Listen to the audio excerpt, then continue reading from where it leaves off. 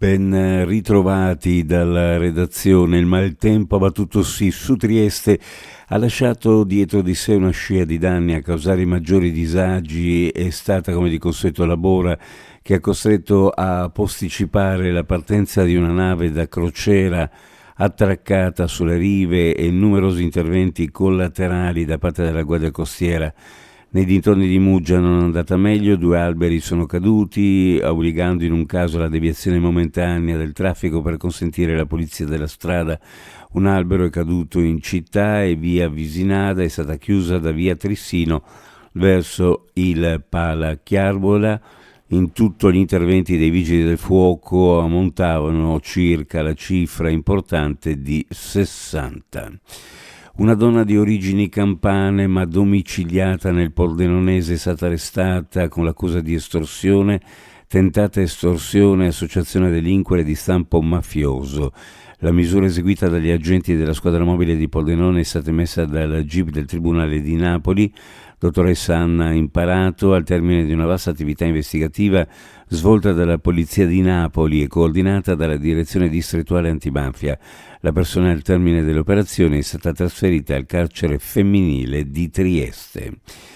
È stato pubblicato l'inventario delle emissioni in atmosfera INEMAR del Friuli Venezia Giulia, uno strumento utile per misurare la qualità dell'aria della regione e per fornire una stima delle emissioni suddivise per macro aree. Nel caso specifico i dati si riferiscono all'anno 2021, come affermano dall'ARPA.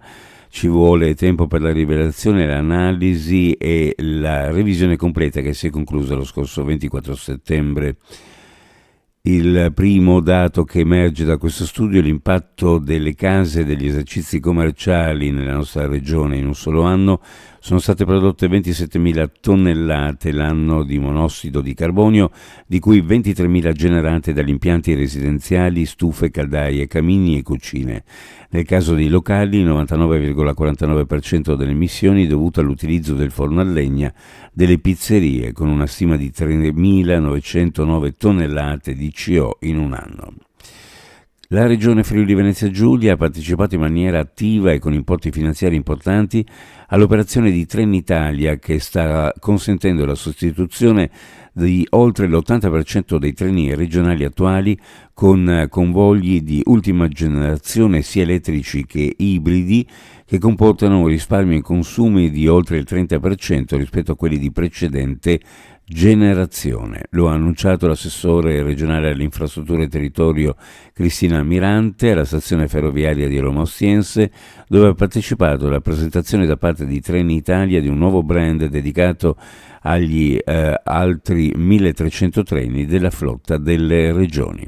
Uno sguardo alle previsioni meteorologiche: cielo coperto oggi con piogge intermittenti da moderate ad abbondanti, in esaurimento verso sera. Sulla costa e sulle zone soffierà Bora forte a Trieste, dove sarà anche molto forte con raffiche intorno ai 120-130 km/h, in deciso calo poi nel corso della giornata.